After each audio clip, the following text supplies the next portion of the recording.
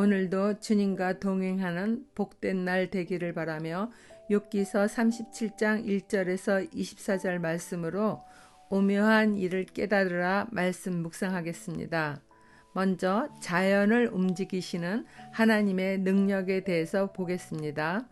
폭풍이 나의 마음을 거세게 칩니다. 내부는 모두 하나님의 음성을 들으십시오. 그분의 입에서 나오는 천둥과 같은 소리를 들으십시오. 하나님이 하늘을 가로지르시면서 번개를 땅 이 끝에서 저 끝으로 가로지르게 하십니다. 천둥과 같은 하나님의 음성이 들립니다. 번개불이 번쩍이고 나면 그 위험찬 천둥 소리가 울립니다. 하나님이 명하시면 놀라운 일들이 벌어집니다. 도저히 이해할 수 없는 신기한 일들이 일어납니다.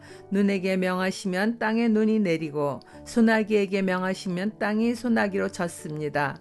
눈이나 비가 내리면 사람들은 하던 일을 멈추고 하나님이 하시는 일을 봅니다. 짐승들도 글로 들어가서 거기에서 눈비를 피합니다.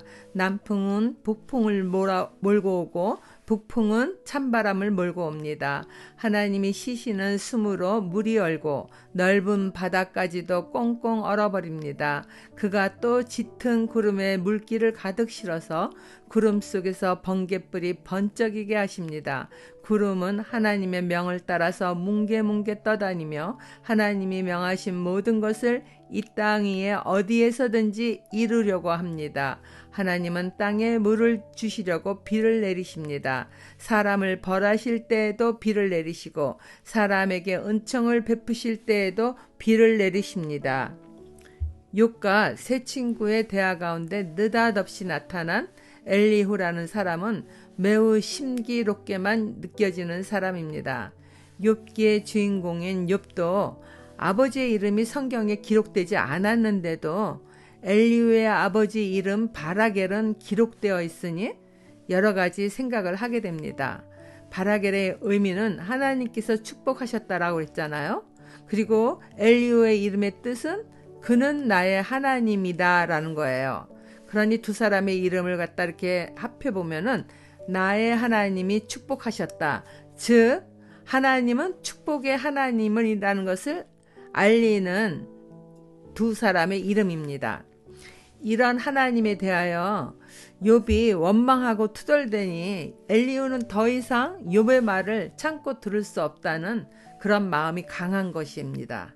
그는 하나님의 위대함과 전능하심에 대하여 계속해서 변론하면서 욥이 고통 가운데서라도 하나님께 원망의 말을 하는 것은 잘못이라는 것입니다. 인간적인 마음으로 보면 엘리후는 욥이 겪고 있는 고통에 대하여는 눈꼽만큼도 이해하지 못하고 공감 없는 그런 무자비한 사람으로 보이기도 합니다. 그러나 38장부터 기록된 하나님의 말씀을 보면은 이런 엘리후에게 하나님이 너무 무자비하다거나 야박하다는 말 한마디도 하지 않으시는 거예요. 그에게는 한마디 질책의 말을 전혀 하지 않습니다. 엘리후는 오늘 본문에서도 끊임없이 자연계를 통치하시는 하나님의 능력과 측량할 수 없는 하나님의 지혜에 대해서 말하며 욥에게 하나님의 행하시는 그 오묘한 일에 대하여 깨달으라고 조언까지 합니다. 어떻게 보면은 하나님이 모세에게 주신 율법은 완전하잖아요. 엘리후의 말들은 하나님에 대한 그런 완전한 지식의 말입니다. 율법이 인간을 위한 완전한 법이지만은 인간이 자신들을 위하여 주신 그 법을 온전히 순종하지 못하는 것이 잘못이지, 사실 하나님이 주신 율법은 아무 잘못이 없이 정말 인간에게 유익함만을 주는 완벽한 것입니다. 엘리후는 스스로 지혜롭다고 여기는 그 세 친구도 하나님에 대하여 많은 지식의 말을 했지만은 그들의 지식은 인과응보나 건성징악 논리로 하나님을 제한시키는 것이 무지하다고 말하잖아요.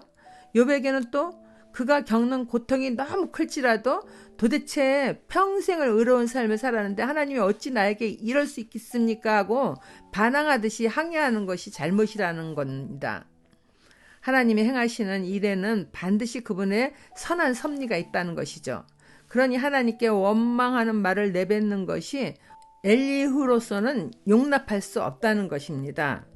엘리후의 말은 인간의 감정은 배제하고 오직 인간을 지으시고 축복하시는 하나님에 대한 인간의 도리에 대하여 완전한 율법 같은 말을 하는 것입니다. 그가 하는 모든 말들이 옳으니 서로 지지 않고 감정이 치솟을 때까지 변론하던 네 사람도 잠잠하여 듣기만 하는 것이죠. 그리고 엘리후는 13절에서 하나님은 사람을 벌하실 때도 비를 내리고 사람에게 은총을 베푸실 때에도 비를 내린다는 말을 함으로써 욥에게 의인으로 살았지만은 욥이 재앙을 겪게 되는 이유가 하나님의 섭리가 있다는 말씀입니다. 한마디로 하나님의 행하신 일에는 불의가 전혀 없다는 엘리후의 말입니다. 적용 질문입니다.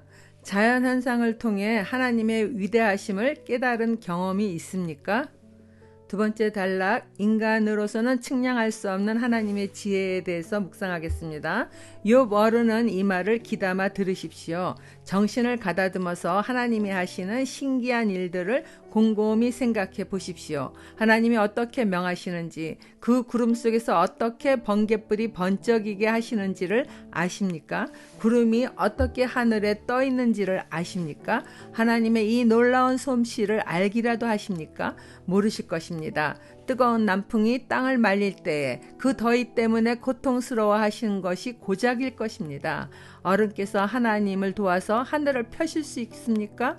하늘을 번쩍이는 녹거울처럼 만드실 수 있습니까? 어디 한번 말씀하여 보십시오. 하나님께 뭐라고 말씀드려야 할지를 우리에게 가르쳐 주십시오. 우리는 무지몽매하여 하나님께 드릴 말씀이 없습니다. 내가 하고 싶은 말이라고 하여 다 할 수 있겠습니까? 어찌하여 하나님께 나를 멸하실 기회를 드린단 말입니까? 이제 하늘에서 빛나는 빛이 눈부십니다. 쳐다볼 수 없을 만큼 밝습니다. 바람이 불어서 하늘이 맑아졌습니다. 북쪽에는 금빛 찬란한 빛이 보이고 하나님의 위엄찬 영광이 우리를 두렵게 합니다. 하나님의 권능이 가장 크시니 우리가 전능하신 그분께 가까이 나아갈 수 없습니다. 사람을 대하실 때에 의롭게 대하시고 정의롭게 대하여 주십니다. 그러므로 사람이 하나님을 경외해야 하는 것은 당연합니다. 하나님은 스스로 지혜롭다고 하는 사람을 무시하십니다. 엘리후는 하늘의 번개와 천둥 소리뿐 아니라 눈과 비, 바람, 구름을 움직이시는 하나님의 신기하고 놀라운 능력을 좀 더 생각해 보라고 욥에게 말합니다. 생각해도 하나님의 행하시는 그의 지혜와 능력을 인간인 우리들이 어찌 알겠냐는 것입니다.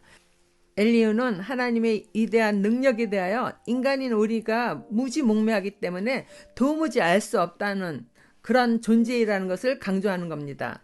하나님의 권능과 그의 위엄이 오히려 인간인 우리를 두렵게 할 정도로 그분은 위대하신 분이니 사람은 하나님을 경외하는 것이 마땅하다는 말입니다. 이와 같이 전능하신 하나님은 사람을 대하실 때 의롭게 대하시고 정의롭게만 대하신다고 마지막으로 욥에게 훈계합니다. 그러니 의로우신 하나님께 더 이상 불평 불만을 쏟지 말라는 것이죠. 하나님은 크신 하나님이기 때문에 우리가 무슨 말을 해도 다 들으시는 위대하신 하나님이시지만은 인간이 그렇게 하나님 앞에 함부로 불평 불만을 막 쏟는 것은 조심해야 되겠다는 교훈을 줍니다. 엘리후는 인간이 감히 하나님 앞에서 스스로 지혜롭게 여기는 것을 교만이라는 것을 우리들에게 알려줍니다. 적용 질문입니다. 내 생각이 옳다고 주장하며 하나님의 섭리에 대하여 불평한 적이 있습니까? 기도하겠습니다.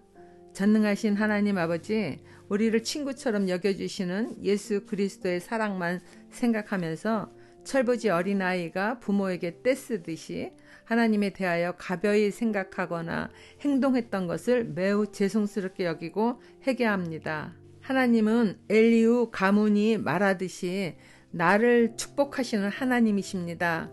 구원의 축복을 내리신 하나님을 마음 깊이 경외하며 겸손히 따라 살기를 예수님 이름으로 기도드립니다. 아멘.